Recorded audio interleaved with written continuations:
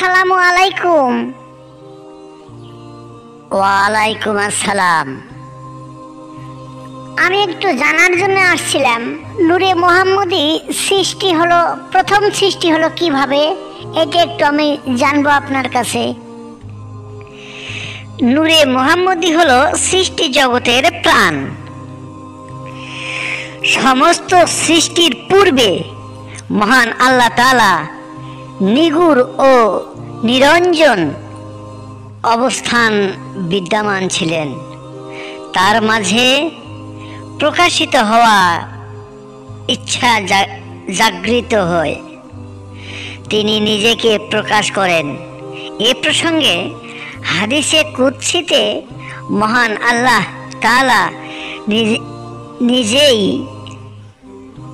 ইরশাদ করেন, কুনতু কানজাম মুখফিয়ান ফা আহবাতু আন উরাফা ফা খালাতুল খালকা লিউরাফা। বাংলাটা একটু বলেন, কি বললেন? আমি ছিলাম গুপ্ত ধনাগার, নিজেকে প্রকাশ করতে ভালোবাসলাম, তাই সৃষ্টি জগৎ সৃজন করলাম। মহান আল্লাহ তাআলা সৃষ্টি প্রক্রিয়া সর্বপ্রথম সৃষ্টি হলো নূরে মুহাম্মদী। এ প্রসঙ্গে হাদিসে কুদসিতে ইরশাদ হয়েছে, লাউয়া মাফা লামা খালাতুল আফলাক। তার মানে, হে হাবিব, আমি আপনাকে সৃষ্টি না করলে কোনো কিছুই সৃষ্টি করতাম না। সিররুল আসরার পৃষ্ঠা ৭১।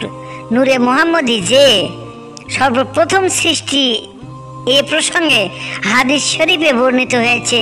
হযরত রাসূল সাল্লাল্লাহু আলাইহি সাল্লাম ফরমান, আউয়ালু মা খালাকাল্লাহু নূরি আনা মিন নূরিল্লাহ ওয়া কুলু শাইইন মিন নূরি। আল্লাহ সর্বপ্রথম আমার নূরকে সৃষ্টি করেছে, আমি আল্লাহর নূর হতে, আর সমস্ত শ্রেষ্ঠ বস্তু আমার নূর হতে। সিররুল আসরার পৃষ্ঠা ৩। মহান আল্লাহ তাআলা সর্বপ্রথম সর্বশ্রেষ্ঠ সৃষ্টি হলো নূরে মুহাম্মদী।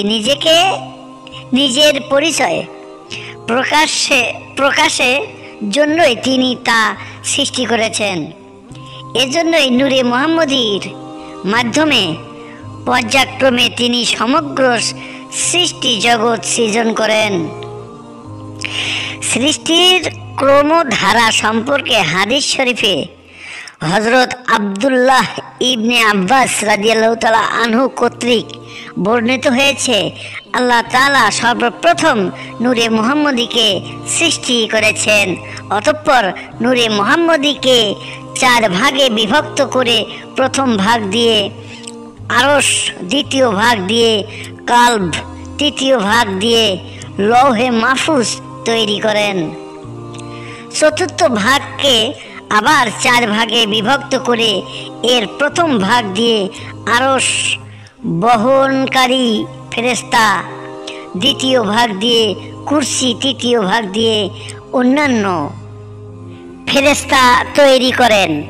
চতুর্থ ভাগকে আবার 4 ভাগে বিভক্ত করে এর প্রথম ভাগ দিয়ে নভমণ্ডল, দ্বিতীয় ভাগ দিয়ে ভূমণ্ডল, তৃতীয় ভাগ দিয়ে বেহেশত ও দোজখ তৈরি করেন। চতুর্থ ভাগকে আবার 4 ভাগে বিভক্ত করেন। এর প্রথম ভাগ দিয়ে মোমেনের চোখের জ্যোতি, দ্বিতীয় ভাগ দিয়ে মোমেনের অন্তরের জ্যোতি, তৃতীয় ভাগ দিয়ে তাওহীদের জ্যোতি সৃষ্টি করেন এবং চতুর্থ ভাগ দিয়ে অন্যান্য সব সৃষ্টিরাজি সৃজন করেছেন। কাসাসুল আম্বিয়া। মহান আল্লাহ তাআলা এমনি ভাবে 6টি ধাপে নূরে মুহাম্মদী হতে সমস্ত সৃষ্টি রাজি সৃজন করেছেন। ওই নূরে মুহাম্মদী প্রতিটি সৃষ্টির মাঝে বিদ্যমান রয়েছে বলেই তার মাধ্যমে মহান আল্লাহ তাআলা রহস্য প্রতিটি সৃষ্টির মাঝেই প্রবাহিত হচ্ছে। তাই তো মহান আল্লাহ তাআলা তার সম্পর্কে পবিত্র আল কোরআনে ইরশাদ করেছেন, ওয়ামা আরসালনাকা ইল্লা রাহমাতুল লিল আলামিন। এর অর্থটা একটু বলবেন কি? অর্থটা একটু আমাদেরকে বুঝাই বলুন।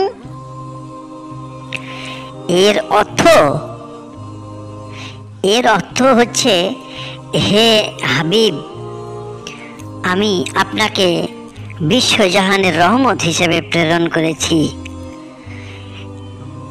21 নম্বর সূরা আম্বিয়া আয়াত 107।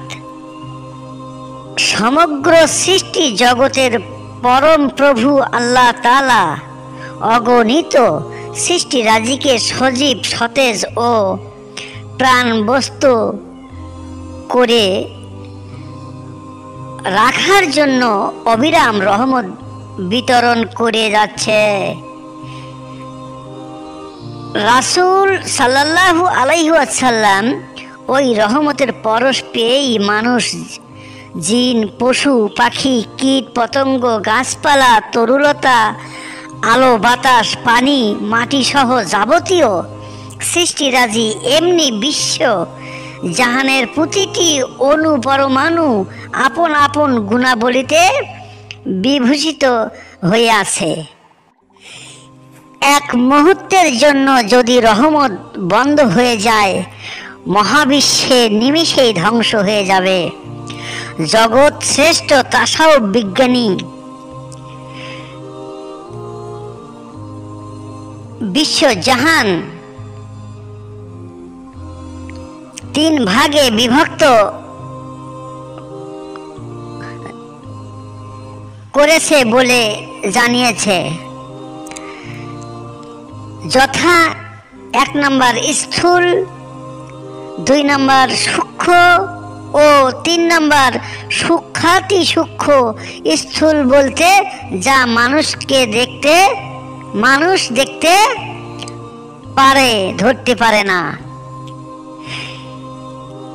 বা স্পর্শ করতে পারে, উপলব্ধি করতে পারে এমন বস্তুকে বোঝায়। সূক্ষ্ম বলতে যা মানুষ দেখতে পারে না, স্পর্শ করতে পারে না, শুধু উপলব্ধি করতে পারে এমন বস্তুকে বোঝায়। আর সূক্ষ্মাতি সূক্ষ্ম বলতে যা মানুষ দেখে না, স্পর্শ করতে পারে না, এমনকি উপলব্ধি করতেও পারে না এমন বস্তুকে বোঝায়। উদাহরণ স্বরূপ বলা যায়, মানুষের দেহ হলো স্থূল জগতের বস্তু, কারণ মানব দেহ দেখা যায়, স্পর্শ করা যায় ও উপলব্ধি করা যায়।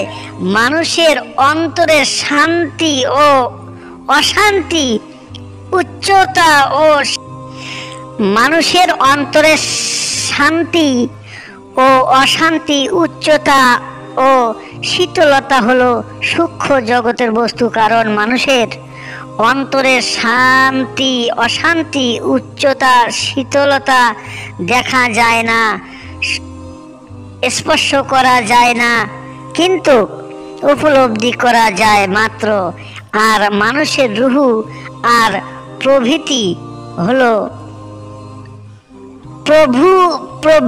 হলো সূক্ষ্মাতি সূক্ষ্ম জগৎ।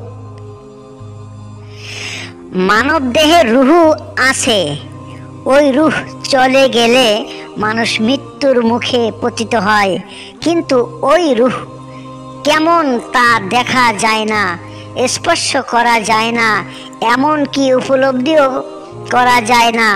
অনুরূপভাবে মানুষের মাঝে আল্লাহ আছেন, কিন্তু তিনি কেমন সাধারণতভাবে তাকে দেখা যায় না, স্পর্শ করা যায় না, এমনকি উপলব্ধিও করা যায় না। এই অবস্থাকে সূক্ষ্ম জগৎ বা আল্লাহময় জগৎ বলে। নূরে মোহাম্মদী মহান আল্লাহ তাআলা হতে পৃথক হয়ে সূক্ষ্ম জগতে আবির্ভূত হয়ে সূক্ষ্ম জগৎ তথা আধ্যাত্মিক জগৎ ও স্থূল জগৎ বা জড় জগতের কেন্দ্রবিন্দুতে পরিণত হয়েছেন। মহান আল্লাহ তাআলার সৃষ্টি জগৎ পরিচালনার শক্তি ফায়েজ তার মাধ্যমে সমস্ত সৃষ্টির উপর অবতীর্ণ হচ্ছে। তিনিই হলেন হেদায়েতের মূল। তাই তো নূরে মুহাম্মদীকে সমস্ত সৃষ্টি জগতের প্রাণ শক্তি বলা হয়।